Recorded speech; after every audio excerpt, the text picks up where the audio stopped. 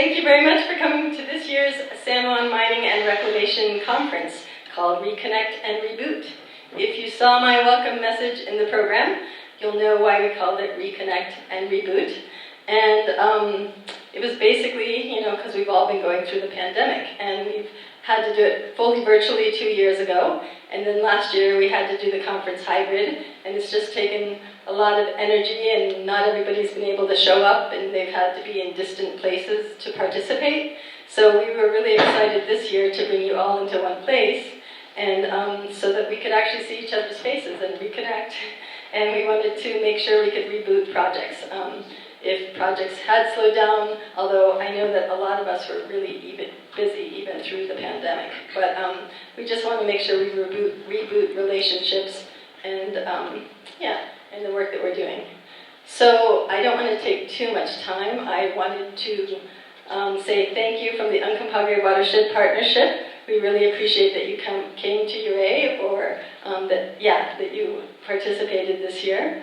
And the other people on our committee are the Mountain Studies Institute and the San Miguel Watershed Coalition and Colorado Division of Reclamation, Mining, and Safety. We also got a lot of help this year from Morley Beckman from Schnabel Engineering, so I'd like to thank her especially for coming. She really helped out. So I hope you enjoyed the open houses. Were those pretty good, interesting? So? Yeah. Cool. And the reception. And after this, after we have a few short updates and then the keynote, we'll have some questions and answers if you have the questions. And then we'll go back down and do a little bit of reception again. We're trying to get out of here by about 9:30 or so for the regular guests and exhibitors by 10:30. I don't have any updates about the field trips except for that we were full.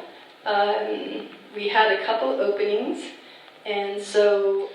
Yeah, so I'm Tanner Banks. I'm based out of Montrose, Colorado. I am a project manager for Trout Unlimited's Abandoned Mineland Reclamation Program.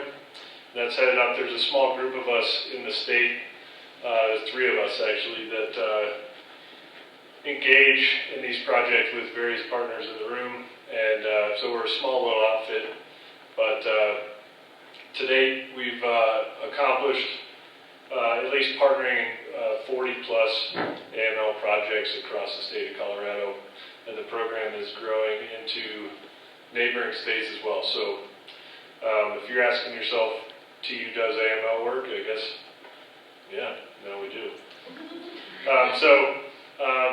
Tanya, we've been working on a project in partnership with several stakeholders in the room: Colorado DRMS, UWP, EPA, Forest Service, multiple contractors and supporting staff on the Governor Basin project, which is about 8 miles outside of town to our west. So I'm getting ahead of myself here, and it always happens. So it's a mixed ownership site, and so many of you know that mixed ownership AML sites present kind of a unique conundrum in the management space because there's a lot of differing opinions between agencies and can present some unique challenges to actually getting work done on the ground. None ill-intended, just kind of the order of operations. But ultimately what's driving this project is water quality issues at the head of this basin. So this site is at 12,000 feet. It's the headwaters of Governor Creek, and it's listed for several metals, for both dissolved and total metals, we do not see a ton of aquatic life until we get further downstream, till it meets and dilutes with other tributaries. And so in doing this work, we're trying to obviously clean up conditions and promote better watershed health from the top down, but also it's a nexus between preserving the place and the environment. So again, the site We're about eight miles via roads to get up to the Governor Basin area. It's a big hanging valley. The bottom of the site sits at about 11,800 feet, and the top, just above 12,000. It's made up of several different mine workings, and is comprised of different composition of waste rock as well as tailings from the Virginius workings, which are kind of at the head of the basin there, where you see these big outcroppings, is where the largest kind of Virginius ore body was produced. And we have a total site footprint of 10.5 acres. This includes essentially any areas impacted by metal-laden or kind of impacted water or soils. So on your right here, we put together just a conceptual design that we submitted, Trout Unlimited and partners submitted to EPA and U.S. Forest Service, and through roughly 30 to 35 different edits, we landed on something that you see here, just a crude depiction of the project design. Like I said, there's 3 kind of main project areas, and then the Virginius tailings and terrible tailings at the bottom of the site, bracketed by drainage controls. The big blue polygon at the top is old waste rock that we've determined through different field work that we could use as a cap and cover, and that is mostly kind of the brainchild of DRMS and UWP staff that have been working on this before TU got involved. I meant to set a timer, but I panicked and didn't, so we're anyway, as I was saying, so in 2021, before we put this project out to bid, Ouray Silver Mines, who's the predominant landowner of this site, provided equipment and staff to walk equipment up to that big blue polygon area, this borrow area, and we wanted to characterize all the aggregate soils, all that stuff. So we dug a series of test pits here, and I just thought this photo just is badass and encompasses, the best parts of what we all do.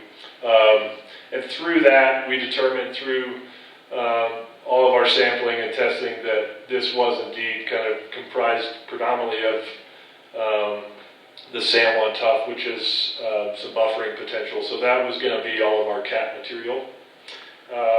And then I thought another photo, this is me standing kind of opposite of the photos I just showed you from the bottom here where all those cars are parked. This is me standing up at kind of the top of the Forest Service access road. Extremely steep. You can see the Terrible 3 has a draining adit, which kind of bifurcates into a sediment pond, and then leads directly into Governor Creek. And as you can see, the sediment pond is precipitating metals and kind of seasonally shifting in those metals. Another nuance was Ouray Silver Mines is the predominant landowner, and they actually have an active mine permit on site, and so that was a unique challenge to how we addressed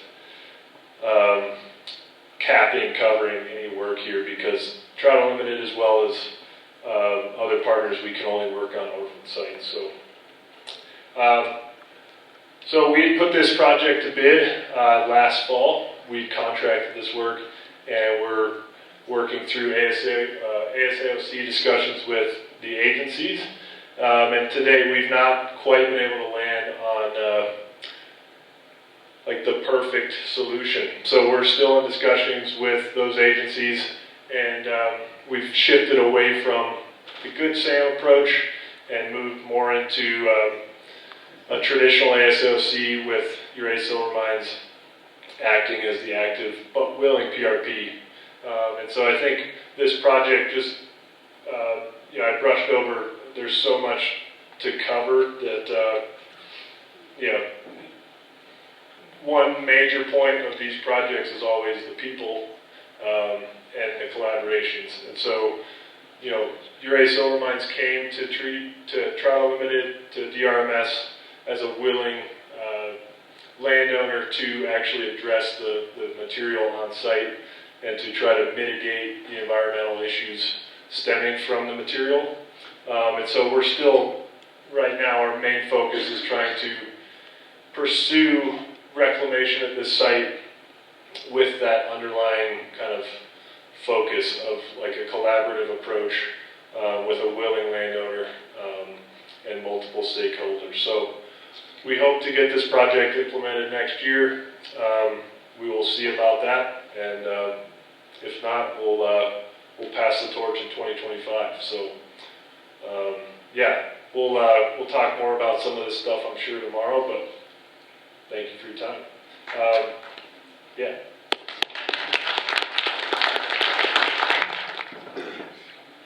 Okay, I'm going to talk about minimizing unplanned releases.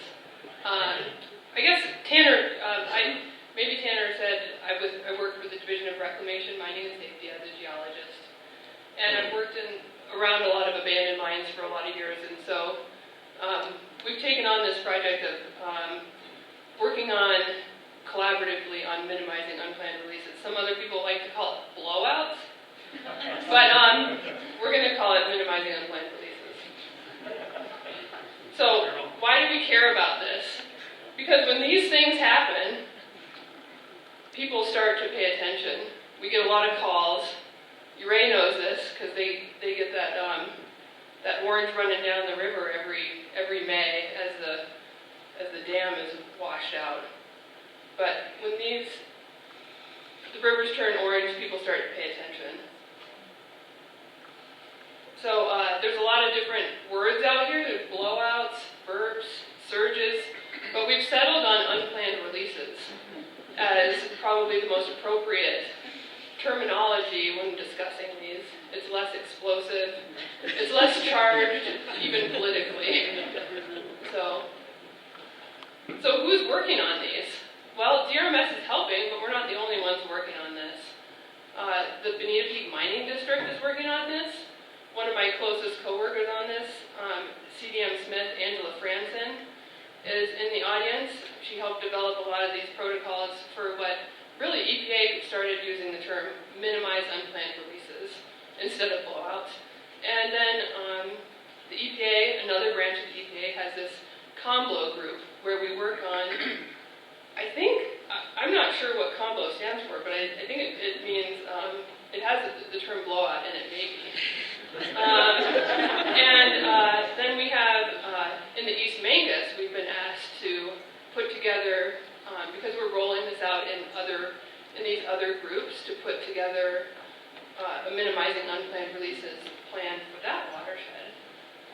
We're using a data-driven approach where we're looking at all these mines, these 200 different mines across the state. And when I say 200 mines, I mean there was 160 draining mines that DRMS looked at in 2016 after the Gold King spill. And then the Bonita Peak Mining District has about 40 mines that we looked at. So overall, we have about 200 mines that we're collecting data on, and we're comparing that data and seeing what similarities there are.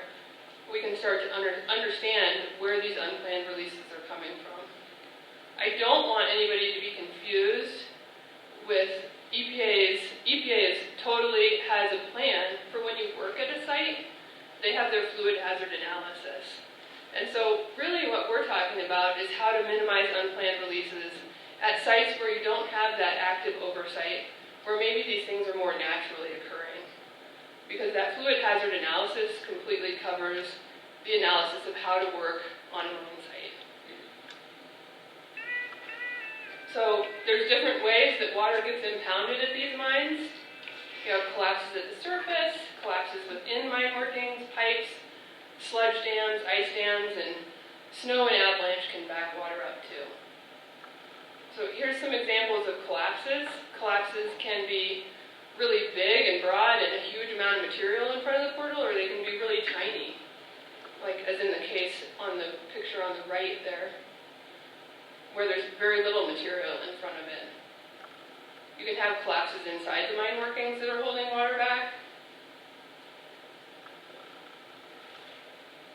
And you can have ice dams. And there's a few of the sites that have this through the winter. And then they release. And sludge dams, this is one of the bigger problems we're seeing, is the sludge, these precipitates build up and then get to a height where they break through and wash out. And that's actually what happened here above Silverton and Frisco Bagley. We have lots of problems with clogging pipes. And they back water up. Ben, this is for you. There's the Brooklyn culvert where water backs up and starts flowing in ways you don't want. And so really, when we're talking about these unplanned releases, it's kind of a solid solution between tiny little releases that may just be a clogged pipe, all the way to a sludge dam releasing maybe 1 million gallons. And where do you break that off? And where do you say you care and don't care? These are the questions that we're working on. More clogging pipes. A tunnel 10 years before and 10 years after. Ice and snow are turning out to be a bigger problem. We oftentimes don't see when these things are happening. Ice dams dam up a river, avalanches come down in front of portals, and when that happens, it can back up that orange water, and then you can get a release of water. And this is actually from Silverton again. That's where I mostly work. Is when the Natalie Occidental and an avalanche went in front of it, and then finally broke through in the spring. So here's the questions that we're asking. After we've collected all this data, these questions keep popping up as the most important questions about the sites. Has there been a surge in the past? Those sites we're looking at really, really closely, because if there's been one in the past, there could be one in the future. And then, is the mine open or collapsed? And interestingly, what I'm finding is that the mines that are open tend to have more natural surges than the ones that are completely collapsed at the portal. And I want all of you to think right now about all the mines you know, because I have people in here from Montana, I know, and maybe other states even. But if you know of a mine that's completely collapsed at the portal and has actually completely surged and maybe reopened itself, I would like to know, because I haven't seen that yet in the 200 sites that I've looked at. And so come find me afterwards, let's talk, let's add 300 mines to this database and start to really understand how worried we have to be about these collapsed mines specifically.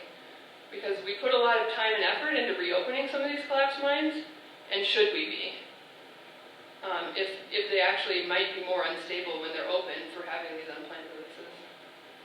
So then again, how big is the collapse in front of the portal? If it's really small, that could be a problem. Does the mine drainage produce a lot of precipitates? That leads to sludge damming. And are there clogging pipes or infrastructure? That seems to be a huge issue. What is the height of the mine drainage that's coming through the collapse? So if it's really high, then you need to take more caution working around that site, even just operating equipment nearby. How much water is impounded? That gets more into how much do you care, how much water is going to release. And then we get into the questions that are more like, why do you care if it releases? Is the mine located near a fish population?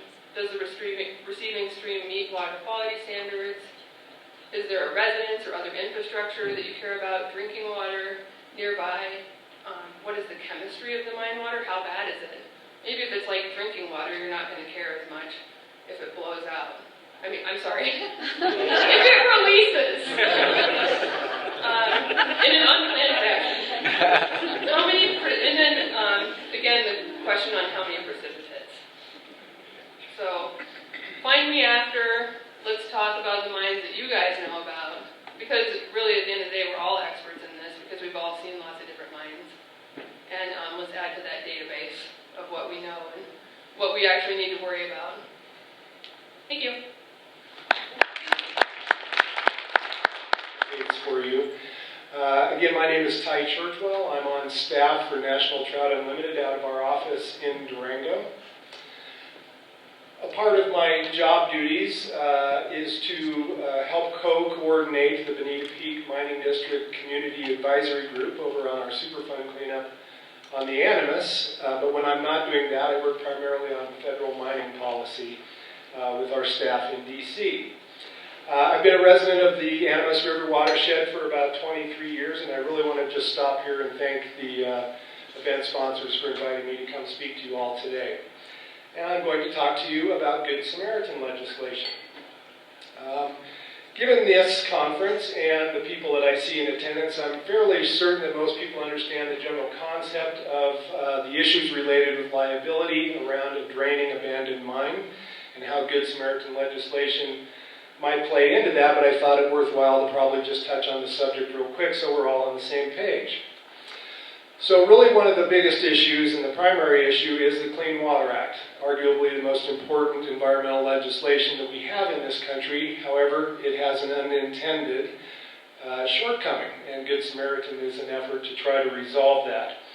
The issue is primarily that under the Clean Water Act, a draining abandoned mine is considered point source pollution. And as such, the creator of that pollution, the mining company, the miner, the industry, whatever the case may be, is required to get a discharge permit and treat that mine water to Clean Water Act standards, which is very, very high, almost perfectly pure.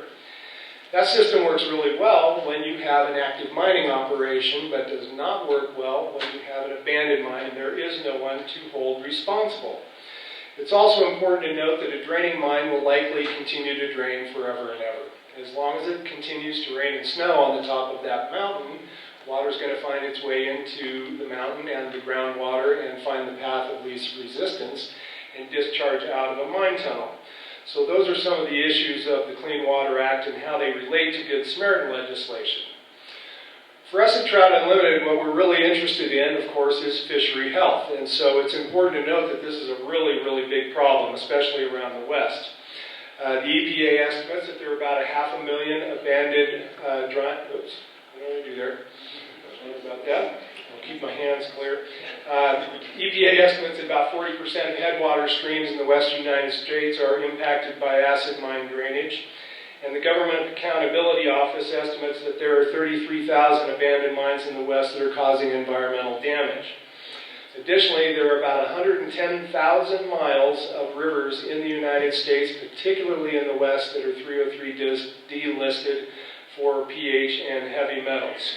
And it's estimated that the cleanup costs could run as much as $54 billion.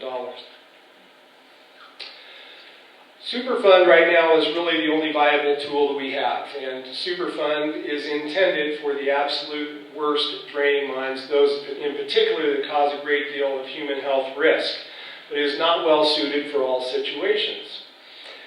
In fact, the law was not even passed to address abandoned mines. It was created to deal with the toxic waste disposal sites and other petrochemical pollution emanating from post-World War II America. But we're trying to use Superfund as the only viable tool that we have right now. Superfund is the only legal mechanism by which anyone can address the discharge at a draining mine, and is only through a Superfund listing can that happen. There is, however, other choices, and those are passive treatment systems that can be used at some of these backcountry remote sites, but unfortunately passive systems will never meet Clean Water Act standards. The only way you're going to treat mine water and get to that standard is with active treatment, but it's just not feasible or cost effective in an awful lot of locations. So really what we wanted to do was to try to find some mechanism by which it would be okay and authorized to use passive treatment systems. Funding has also been a part of the problem through the years, and I've often heard through my conversations with stakeholders, funding, what about the funding? And I've always made the argument that you could have all the funding in the world, but the liability hurdle still remains. And so that's where Trout Unlimited has really focused our work.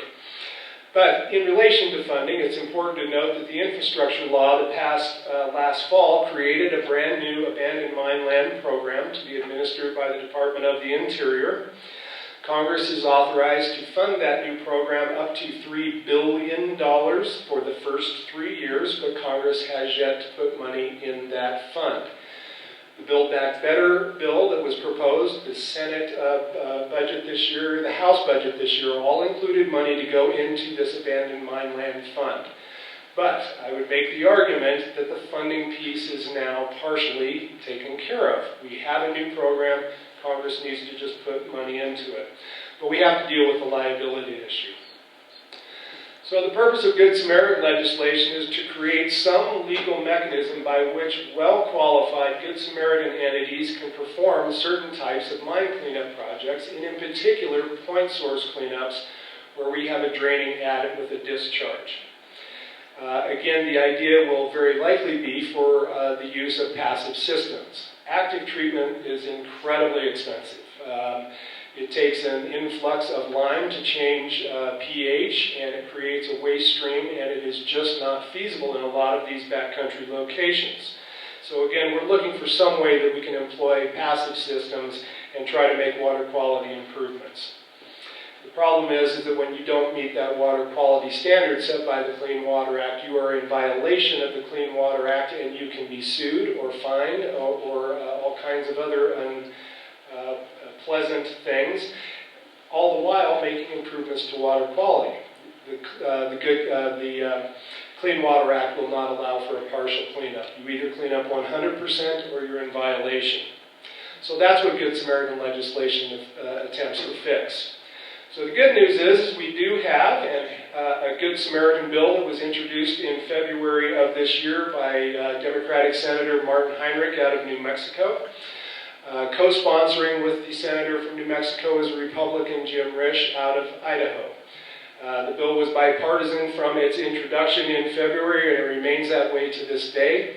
We now have 16 other Senate co-sponsors with this legislation. They were added Noah's Ark style, 1 for 1. When a Republican joined, then a Democrat could join, and vice versa. So right now, again, we have a total of 18 sponsors, 9 of those Republicans, 9 of those Democrats. In the West, most Western states have at least one, if not both, of their senators in co-sponsorship. So states that have both senators would be New Mexico, Colorado, Arizona, Wyoming, Montana, and Idaho. States with a senator with just one senator in sponsorship: Nevada, South Dakota, North Dakota, and Alaska. So as you can see, Republicans, Democrats, senators in the West are stepping up to sponsor and move this legislation as we speak. The bill would authorize a pilot program. And pilot program, I think, is a really important thing to distinguish here. Instead of a large authorizing bill that would open up good sand cleanups all over the country, that was causing a lot of people heartache. And the idea with the pilot program is to start small, and let's prove up the concept of this legislation before a larger, more authorizing bill is sought. So 15 projects would be authorized by this legislation to be completed in the first 7 years. These projects could be completed on federal, state, tribal, or private lands. Basically what it does is it creates a new discharge permit under the Clean Water Act, and this would be for these 15 pilot projects. And as I mentioned, the issue here is liability. So there is very, very targeted and limited liability relief provided by this Good Samaritan legislation. It basically employs an if-then type of a scenario for these permits. If the conditions of the permit are met, the Good Samaritan is relieved of their responsibility of the liability that's we have to take on to perform one of these projects. So someone who would go after one of these pilot projects might say that they anticipate removing 10, 15, 30% of cadmium, zinc, whatever the case may be, and as long as the conditions of that permit were met and the goals were met, the project would be deemed a success. If the conditions on the site worsen because of the project and the work that was done by the Good Samaritans, or if the conditions of the permit were not met, all liability waivers would be void. So you're fully responsible for all Clean Water Act violations, costs, fees, and fines if the conditions of the permit are not met.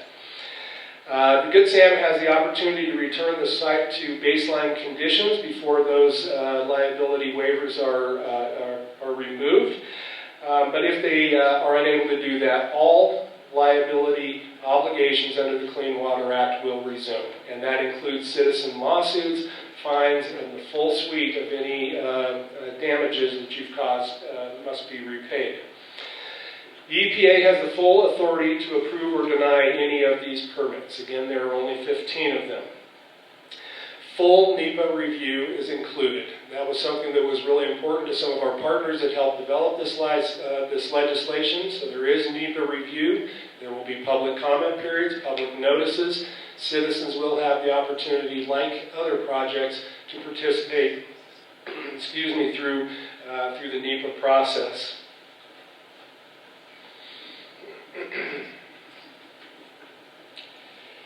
So again, this legislation was introduced in February of this year, and since then, again, we've had all of the Senate sponsors join in, and really we're looking for House sponsors now, and I'll not get into that too much.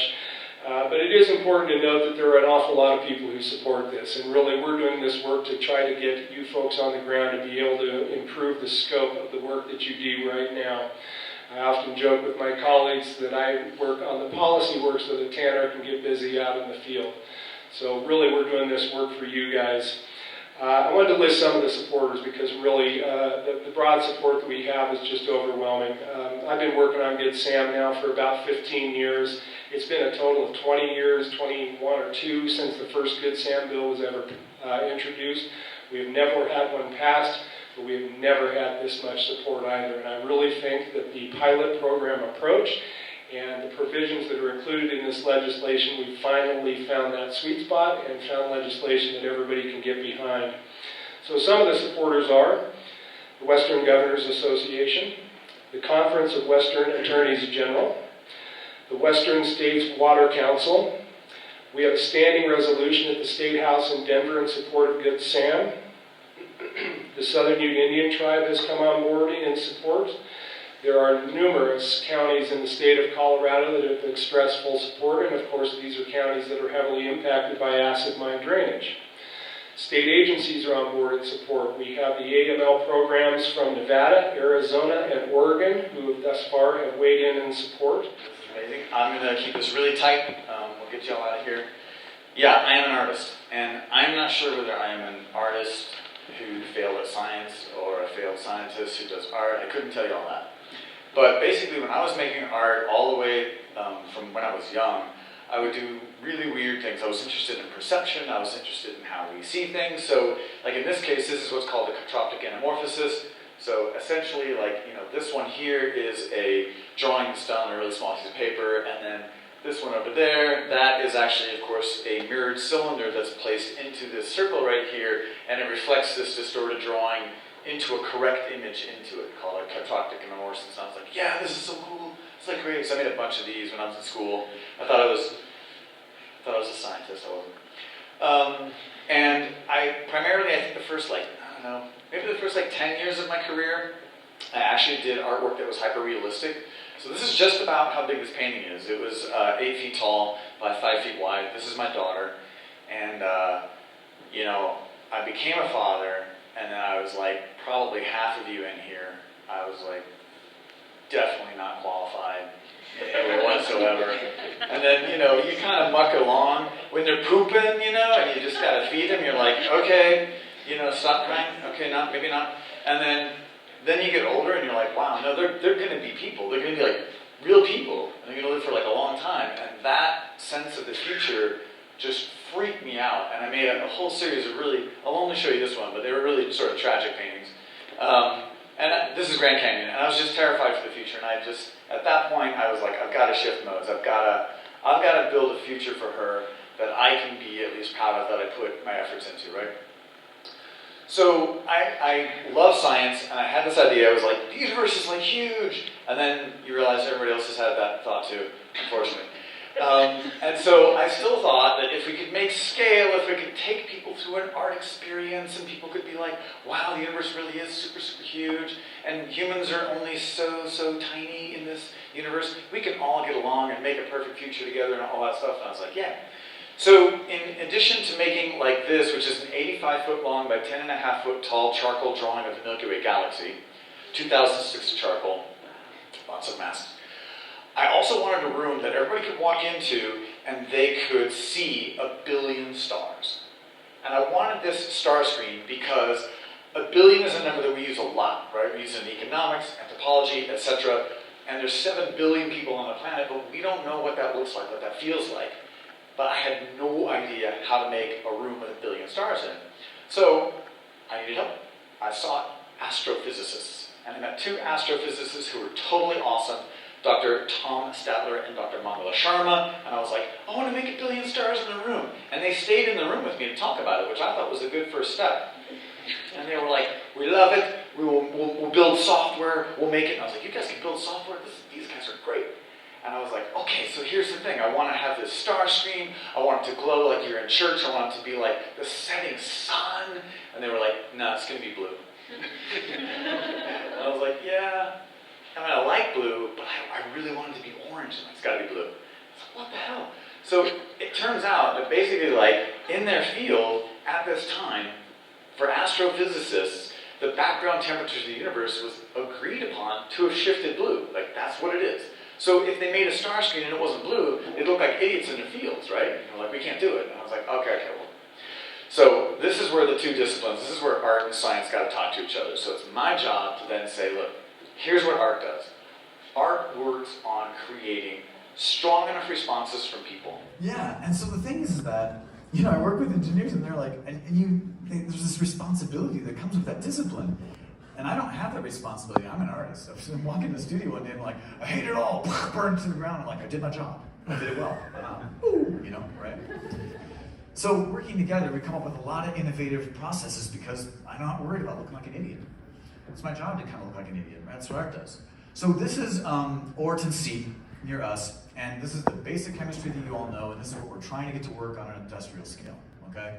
So it comes out of the mine, you all know it comes out, that iron is dissolved, the acid's in there, you neutralize it, sodium hydroxide, whatever you want to do, that dissolved iron comes out, it wants to precipitate, it wants to become stuff, and so obviously we're going to give it oxygen. We can do it chemically, we can do it through natural aeration, whatever else. Iron oxide crystals form. In our case, they're generally orange. Obviously, they're heavy, so they fall to the bottom. You got water on top that's neutral and it's clean. You can pour it right back in the stream. The fish will love it. Everybody's happy. You take the sludge off the bottom, you process it, you dry it, you grind it, you have a pigment. Perfect. Except neither Professor Riefler or myself has any idea of what actually made a healthy stream. We were just saying it. Didn't mean anything. So we had to get somebody on board. So we got Michelle Shively, who works, she is the Sunday Creek Watershed Coordinator. She's the Ohio Minelands President of the YADA and 16 other positions. And also like our best emissary. When we are out in the hinterlands looking at these mining sites, and Guy and I come in, look at me, right? I walk into those towns, the eyeballs I get, they're like, doesn't matter where we are, abandoned gas station, middle of nowhere, crony old guy in the corner, Michelle walks around the corner and goes, Michelle! Everybody, so she's great, she's the best. So our team's assembled, our chemistry is there, we're like, yeah! But the thing is that guy's like, let's make a good pigment. I'm like, I can help you make a good pigment. I know pigments, I'm really good at it. But you know that we need attention for this, and we need funding, we need to draw support for this kind of thing, and that's where I come in. So what I wanted to do was make a new series of paintings that celebrated the pigment's place within the symbiotic nature of the ecosystem that we're working within. So I began this series of circular paintings that I called chroma paintings. And this is basically what happens to an artist. This is an artist's mind at any given time. This is during whether I'm sleeping or waking or whatever else, right? 7,000 things crashing together, and I'm not sleeping, and my mind is just going like, yeah, that Ring Nebula thing. It's kind of like that Yellowstone Spring thing with that diatom thing with the what is the Lord trying to tell me? And then I make a painting out of it. And that's basically what happens. So this is one of the paintings. It's about 3 feet by 3 feet using the acid mine drainage pigments. Sometimes maybe I'm thinking about, mining as I've seen today. I'm probably gonna make some paintings of all the stuff I saw, etc. Make a painting, right? Or I get really deep into Google, I go weird, YouTube, learn about constructal law and pseudoscience and all these things, make a painting about it. The thing is that the paintings weren't getting great attention, and the pigment wasn't getting great attention because it looked like this. It was really bad. You know, we talked about babies that poop, and this is pretty close. So we worked for years, because we went to paint companies and they were like, I don't think so. We're like, okay. But we worked for a couple of years together, maybe 3-4 years, and this is now the raw iron oxide that we're getting out of it. Much, much better. And that's really fun to paint with as well. It gives you more luminosity, great colors, etc. And then we started testing heating it and calcining it. So when we heat that iron oxide, right, you get it to a certain temperature. This is 500 degrees Celsius. Turns a beautiful burgundy. Also really fun to paint with. And then, of course, because I'm the artist and I don't have to pay for lab equipment that engineers have to pay with, I asked Guy if I could crank up his furnace full blast. And he was like, I don't think so. And I was like, I think we should. And so then I went to his graduate students and we did it anyway. And then to our surprise, the iron oxide turned violet. Beautiful. Amazing stuff. Fun to paint with. You can see in detail here. Lots of beautiful things. I mean, it's staggering. So at this point, I was like, okay, that's it. We're making decent colors. This has to work. So I was out west. I was in Portland, Oregon, and I barged into the factory of Gamblin Artist Colors, one of the biggest oil paint artists, high-grade manufacturers. And I just said, I'm from Ohio, and we have this mine. And they were like, security. And I was like, let me talk to somebody. They're like, no, we don't want to talk to you. And so basically, they made me sit in the lobby for a while. And then somebody came out and they said, he can talk to you for 2 minutes, and you have to go. And 3 hours later, we left with an agreement for Gamblin Artist Colors to test our pigments, to make sure that they're the highest quality and that they're non-toxic and that they're good. And they loved it and they worked with us. So then they said, send us a bunch of pigment and we're going to make paints out of them. I was like, do it. So they made 500 tubes of oil paint using the violet color. And then I ran a Kickstarter campaign and we raised $30-some thousand through the Kickstarter campaign and distributed these paints to artists around the world who are now posting on Instagram and using our pigments from acid mine drainage to create all these paintings.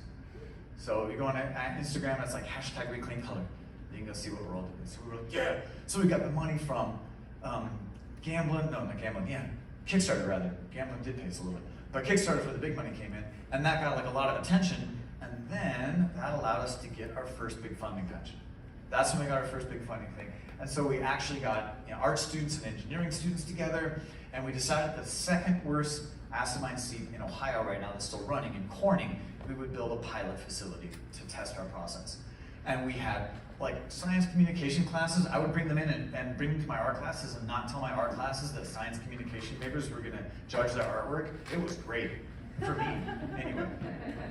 And then we also had teams of graduate students interview the community members of Corning, Ohio, where the plant's gonna be built, to build this exterior wall so that their history and what they think is important about their relationship with this is represented there in the park. And this is what we built. And so it's cool. We had a drone, obviously, very exciting day. Got the drone out, right? Big day.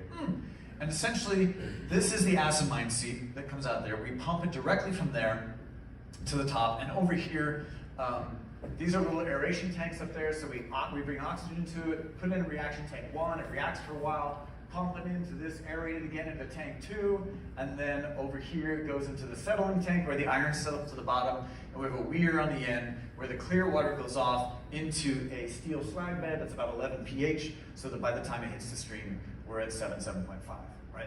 So we're like, and then weird things started to happen, like all kinds of stuff you can't imagine. I got invited to go out and do a show at the United Nations headquarters in New York, which was awesome. Professor Riefler and I, we got flown out to Kuala Lumpur, Malaysia, where they had us work with 3 different universities there to see what art and engineering people could do with their students, to talk about like their environmental impacts and stuff. And it was really a blast with amazing food. If you have a chance to go, oh my God, like you have to go. And then we started doing workshops at museums where we would take composting things and we would make inks from our acid mine drainage pigments. We would do paintings with them, fold them up with like, this is Paley Wu, one of the artists I was working with. Make these little envelopes out of them that were little seed packets so that people could go plant trees and everything else. It was like awesome. So that attention got the real attention of the Ohio Department of Natural Resources. And what they said was, we're gonna give you money. We wanna give you $3.5 million in AMLR money, and we want you to build this plant. We're like, yeah! And we want to build it here. This is Truetown, Ohio, about 15 minutes north of my house. And this is the worst seep in Ohio. Over 1 million gallons a day, 7,200 pounds of iron per day loading. Crazy thing. So we actually got that money. We started working with water treatment technology companies, particularly West Tech came out. We took the pilot facility that we built at Corning, we moved it to Truetown. We got their equipment in there, we tested it out. There you go. Yeah. But wait. Yeah, but we have questions and problems. So, is there a big enough market for iron oxide pigment? Yes. Yes, there is. Basically, it's massive. So obviously, you probably all know in this room that throughout history, indigenous tribes, etc., Sweden apparently, uses mining runoff as paint. So it's not new, right? The market that we've discovered, and these are a little bit older numbers, is pretty huge. And this is massive stuff. This is for like, not just paints, but cosmetics, pharmaceuticals, feeds, fertilizer. Huge market. And you can see that we import, to one of the speakers earlier, we import 178,000 tons. Most of that is from China. Imagine if we could produce all that here with our mine drainage, save all that fossil fuel, right? Save all that carbon and everything else, make a much more sustainable product. Yes, the market is huge. That whole plant that we're running, 6,000 to 7,000 pounds of iron per day for the next 600 years, it's less than 1% of the market. It's tiny, tiny percent of the market. Okay, iron oxidizing bacteria. So this is Professor Riefler's process, right? What he's been working on, he has a patent now, is that we've been trying to get these naturally occurring bacteria that love to eat the dissolved iron and poop out good iron, right? This is my explanation. I'm the archive. You guys can say it in a way that sounds good. So that's awesome. All of our lab tests throughout the years have been like, this is what we're doing in the lab. It's going to totally work. We got that facility up and running at our new site, and it's not working out the way we thought. The bacteria are like, no, you got to read the union regulations. We're not going to work that hard. Damn it. So you can see that the retention time to get 90% of the iron removed in the lab is like 30 hours. We're like, we can work with that. But in the field, it's 80 hours. So we're like, that would be like a whole valley. We'd have to take over a massive valley. So it's like, oh, we have to work with that. So now we've been asking ourselves, we've been going out to all these different sites, collecting and culturing all these different bacteria to find bacteria that actually might work a lot faster for us. Maybe they're non-union, I don't know. The other thing is that it gets cold. It gets cold here too. Can that bacteria work the way we want it to work in cold weather? Got to test that out. Not sure yet. Working on that. We also have to settle and clarify it once we process it, right? So to settle it out, we were having a problem. Once the bacteria first reacted in that tank 1, it would just sit there and float, like do nothing. We couldn't get it to settle out in the way that it would in the lab. So you guys probably all know this, but basically we worked with polymer flocculants. So we had a tiny, tiny amount of long-chain polymers. They cause the iron oxide particles to conglomerate together. They're bigger, they're heavier, they settle out. We've had good success with that. You can see here, as we add a different kind of flocculant, we can get good settle down here, really, really clear water we can take off the top there. So that is working. We're happy with that, working pretty well. And then from the clarifier, though, we're trying to concentrate that iron sludge, right? So we have to dewater as little as possible. So in our test, we can get it to basically like 3%, etc. Not bad. 8% once in a while. We'd like to get it much higher, so we're trying to figure out how do we dewater it, right? How do we get water off of it? In the meantime, you got to ask, well, does Gamblin want more pigment? And you know what? They do. They want 1,500 pounds of pigment. But our plant isn't working the way we want. So we got to do it the hard way. So they wanted all 3 colors this time, not just the violet. They wanted the yellow and the red and the violet. And so what we do is we go out to seeps where the iron oxidizing bacteria have caused that to precipitate in a way where it's nice and cloudy and lovely, and then we send it all to Gamblin and they make it, and they were super stoked about this, and they were like, thank you so much. And it took tons of student labor, tons of money to do it the hard way, not with our plant. And then Gamblin donates 20% of the proceeds back to the project so we can fund student labor, which is great. And then artists continue to make work around the world using our paints. It's amazing. I use it in my paintings, and that has gotten some really good attention, etc. Picked up a new gallery in Palo Alto. Had a show out there in December, yeah. And that's here. Went pretty well. But But, oh, and also we had a lot of fun making little dorodongos, a Japanese process of making these balls using the pigment and clay and stuff. But the only thing I do have to tell you is that they released it on March 20 of 2020. So we were like, yeah! Oh, dang. So we got like really no promo out of it. But I do want to tell you that they felt bad about it. So right now we're actually making more pigment, and they're going to release a new set of these sets in November. So it's going to be good. All right. What about hydrogen peroxide? Yes, some of you probably know about this. So, our friends at the Office of Surface Mining were like, what about hydrogen peroxide? I'm like, I don't know what that is. I put it on my wounds. I don't think I'm supposed to now. But, so yeah, we add hydrogen peroxide to that iron, and it precipitates out like this. 30 seconds, you can get a giant tank to drop all that iron out. But of course, when you do that, you add the hydrogen peroxide, the pH drops too, the reaction stops, right? So then you got to add sodium hydroxide and a base to it, raise the pH. You can generally get most of that. We're like, very, very cool. Let's try this out. So we're trying this out a lot.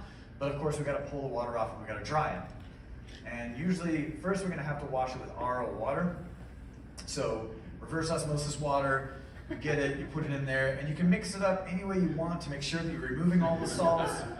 Some people do it in a lab. I make sludge angels because I can. And we usually try to get it down to about a conductivity of 200. Tap water, basically, we try to remove enough salts. We let it dry, etc.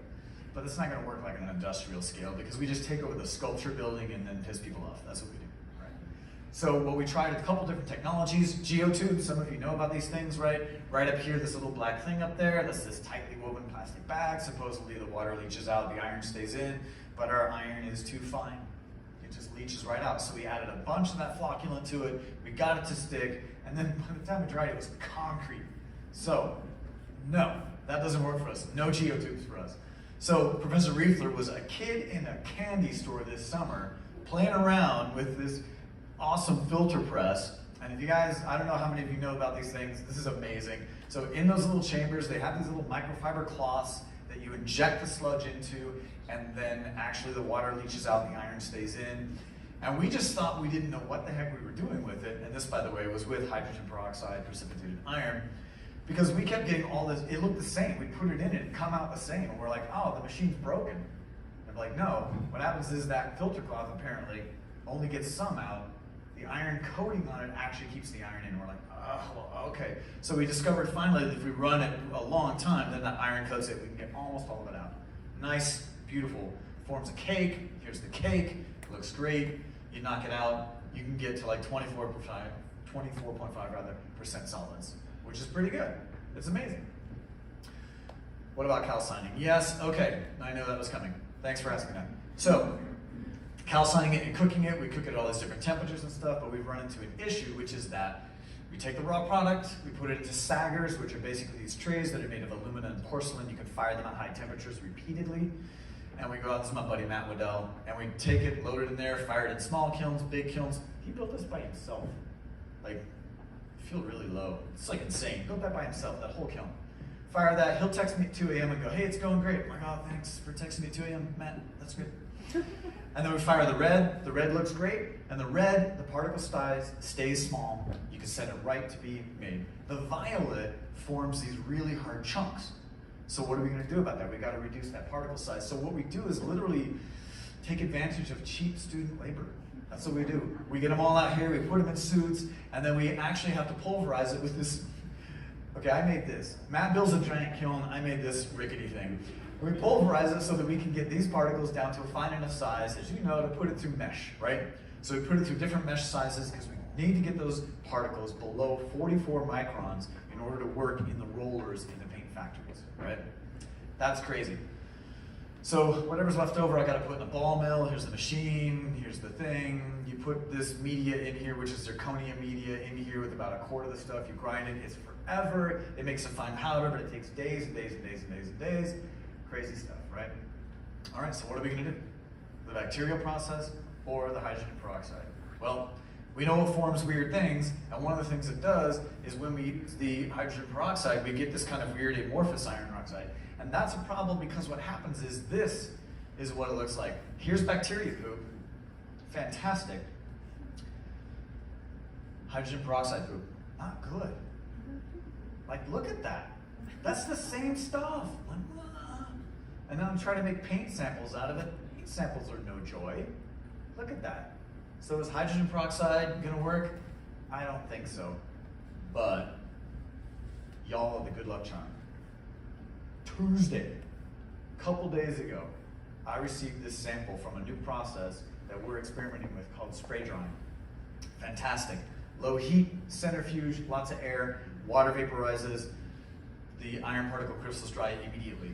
Top left, these are high dollar artist pigments on the market, iron oxide.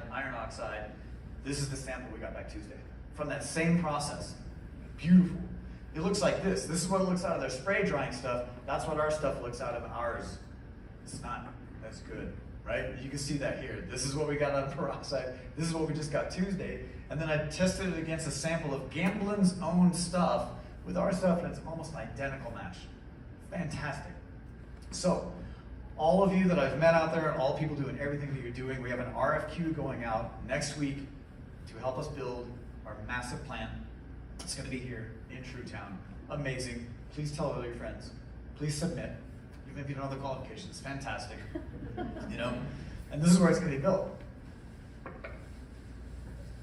So this is Truetown. Awesome stuff. I promised Jeff I'd put this footage in here. So the wetland is going to be down here. This whole upper area, this farm space over there, that's where we're going to build it. This is the plant. We're going to build it up like probably about another 10 feet up here, up the floodplain, which is going to be great. And we were out shooting this with a drone, and there's this new technology that you can use that's kind of like LiDAR, where you program the drone. It's just super cheap software. It's just a Mavic drone, right off the shelf. It maps it, and it photographs it according to a program that it does, which is just like, crazy amazing. And then it processes those into all these different kind of information nodules that you can use. So it looks like this once it's processed. That's where we are. That's the seed. You can see the orange there. They were working. And you can use this, which is a plant health filter that will tell you what the plant health is doing and all that stuff. So rather than LiDAR and a huge amount of money, you just use a couple $100 in a drone and a friend, which is amazing. Tells you about elevation, what it does. Fantastic. And it'll build this 3D model. This is only one pass. You can do 3-4 passes where you can actually impress people to give you money. It's amazing. So yeah, it's astonishing. So much stuff. And I've been meeting so many people today and going out and seeing all that you do. And I know. I think it's the same thing for me. I just wonder. I'm out there in the middle of nowhere, Ohio, and you're just wondering if anybody cares and if anybody's gonna think that you're doing something important. And it's lonely sometimes, and it's nice to meet you all here. It's a pleasure to be here, and I want you to know that I think that what we do, individually but as a group, all these little bits of positivity that we are putting out there in the world by doing this, I want you to know that I think when I'm doing this, it's connecting not just that little stupid stream that I'm in, it's connecting to all 7,000 tributaries that feed into the Mississippi River, right? And that Mississippi River exits the Gulf of Mexico, and from there it joins the global currents. So if you're losing hope, if you're wondering what's going on, if you're wondering what's doing important, I think that what we're doing is going to actually impact positive things all over the world. And I'm happy to have met you. Let's get to work.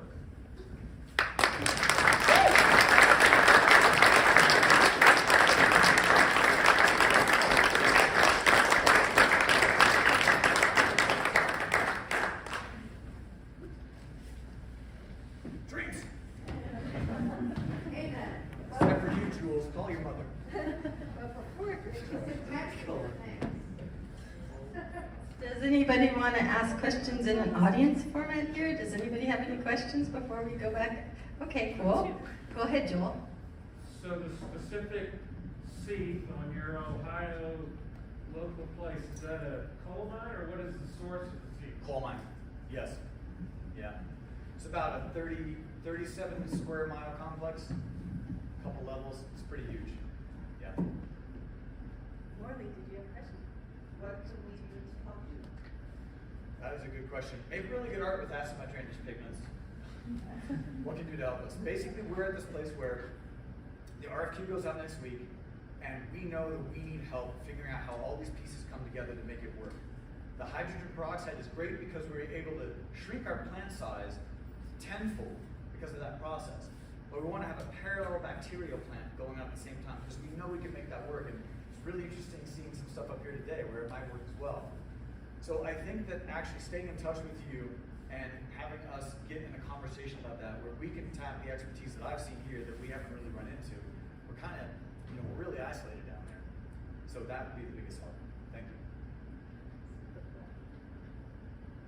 One question I have is have you ever thought about contacting and involving the active mines industry?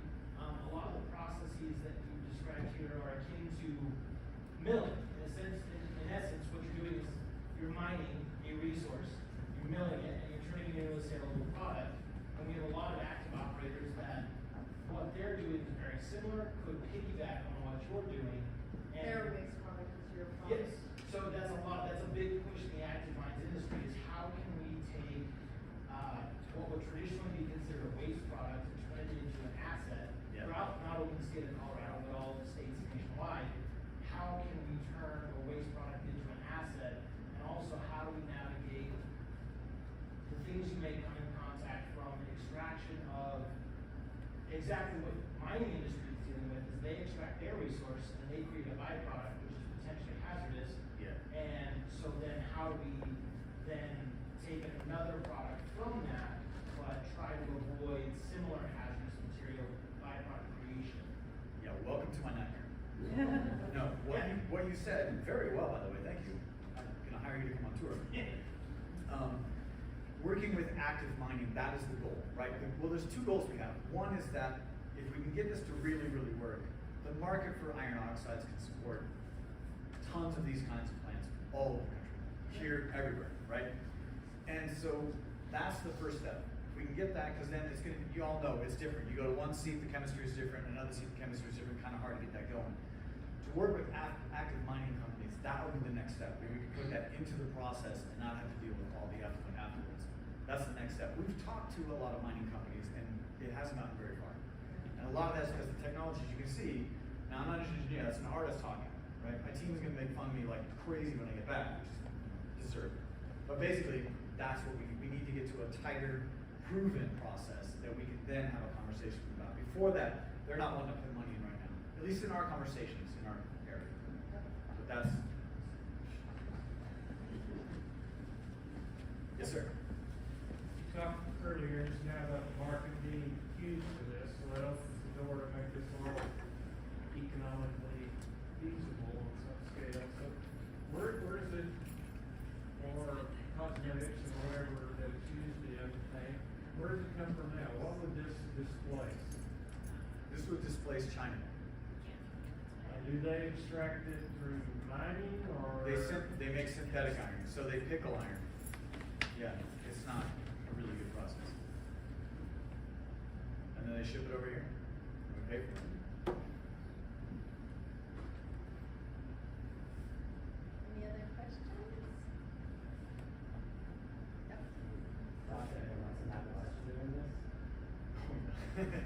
Yeah. I mean, so we started this, Professor Riefler and I met, I think in 2009. And we've met all kinds of people doing all kinds of things. We work with a tremendous number of local groups, environmental groups, watershed groups, etc.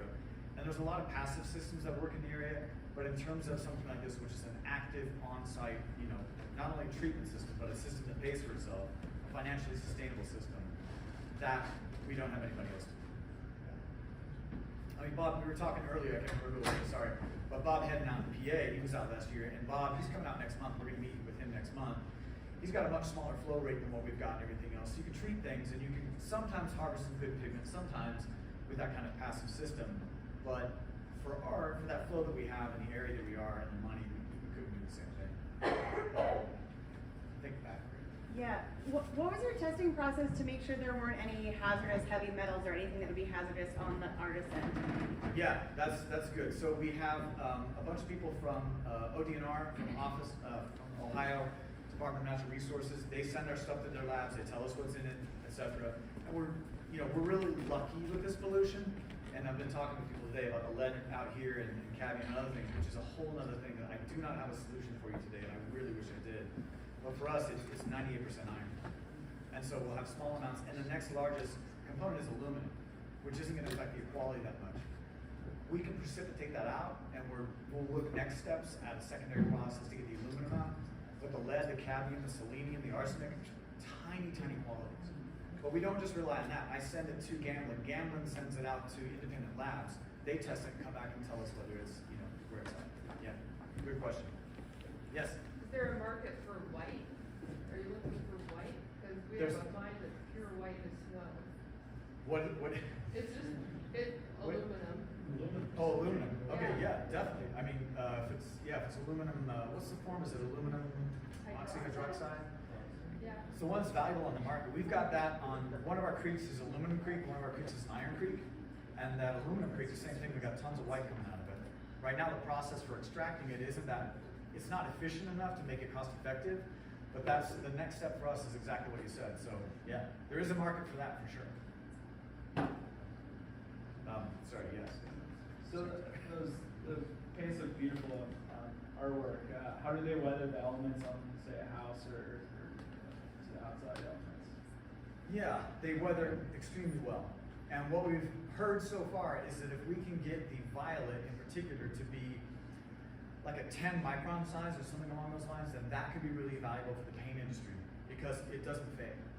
It's really amazing. But there's components of that violet which are really cool. That violet is not just iron oxide, it's precipitated out with sulfur solids and with different clays. And it's that combination of those impurities that actually generates the violet. If you use straight iron oxide, it won't turn violet. Yeah. Have you calculated the costs of, or the benefits from having the clean water you're generating? Yeah, we will. Yeah, I should talk about that. That's like a good part, I think. Basically, because of the nature of our pollution, that single site that we're going to treat, where our pilot facility is at right now in Truetown, that kills the next 7 miles of stream. The day the plant goes live is the day that we stop putting acid in that stream.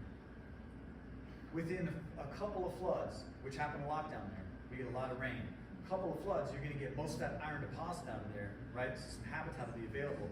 So it's literally possible within the first year that you would see fish back in there. And that would be that, back to health. Yeah. Just that one plant. that's worth a lot. It's worth a lot, I think. Yeah. It's a terrifying responsibility. I cut you off, Tanner. Yeah, I guess just kind of going back to questions earlier about, production of this material through like a secondary filtration and use of that byproduct and permitting. Right, so I think that's what Ty spoke to and what, challenge to everybody is I guess, how is this being permitted in your situation and who's kind of doing that? So is that a university? Or? No, and that's a really good question. We've spent a lot of time and a lot of coffee making a lot of friends. And we're really fortunate in that 10 years of fantastic work we've been through, this is true. The people that we've worked with move up the chain. And in 12 years, they kind of ended up in positions that were decision positions. So we kind of lucked out, and we ended up with a lot of people that were like, we know this is a really good idea. We know it can work if we can just put money behind it and time behind it. And so they helped us work around a lot of the issues that we had there. But it's very loose where we are. It's the number one priority site for the ODNR and EPA in Ohio. So doing anything to it, we're pretty stoked about. But I think to the good sand law that you were talking about, we've been trying to deal with that as well. So we have to build in these redundant systems so that if power goes out or if something crazy happens, that we're going to be able to actually make sure that we don't re-kill that stream. And that's been complex. Yeah. So DNR is managing that from a state perspective. Is this on private property that EPA is involved with? We own it now. So basically what happened is knowing that we would have to sell the pigment and knowing, you all probably know, how the government might feel about being involved in a kind of weird business like that, we set up a private company, an LLC, True Pigments LLC, that will actually be the market arm that will sell the pigment, right? That works with the nonprofit, that's a local watershed nonprofit, Rural Action. That's in partnership with ODNR, so that's kind of how it happens. to make a lot of sense to me, and I ask about it all the time. She's next. What are the measured benefits that you've seen from your work with extracting these pigments, and what are the processes that you use to extract and precipitate iron out of the water? Well, that's going to happen with the plant, right? So we'll actually pump. So we're going to pump it out of the mine into a retention pond. We'll pump from that retention pond into the plant system. Right. Right. So all the reactions I described, those will happen in the plant system. Right. So that's going to remove 98% of the iron, and then we have an 11-acre wetland, mitigation wetland that we built below. And you bought for that, and then so what are the benefits downstream for the? Yeah, and 7 miles upstream will go back to health. What kind of measured benefits have you seen so far? Well, we're not treating it so far. So we're not seeing benefits so far. So far we're standing there going, you know, it'd be really nice if we could clean this shit up. There was one, sorry, in the back over here, yeah. Yeah, this is kind of following up on the Good Sam and permit question that Tanner just had. Will there be a discharge permit for your plant? And what are the standards going to be?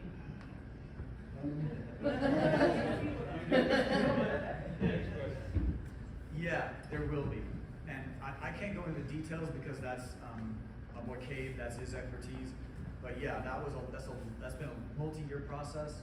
And we had the RFQ was supposed to go out last year. We were ready to go and everybody was on board, and then you know, somebody spilled some ink or farted or something, and so next thing I know, we got pushed back by the EPA and we had to redo a lot of things. So yeah, with the redundant system and with the discharge going through the wetland before it gets into the Sunday Creek, right?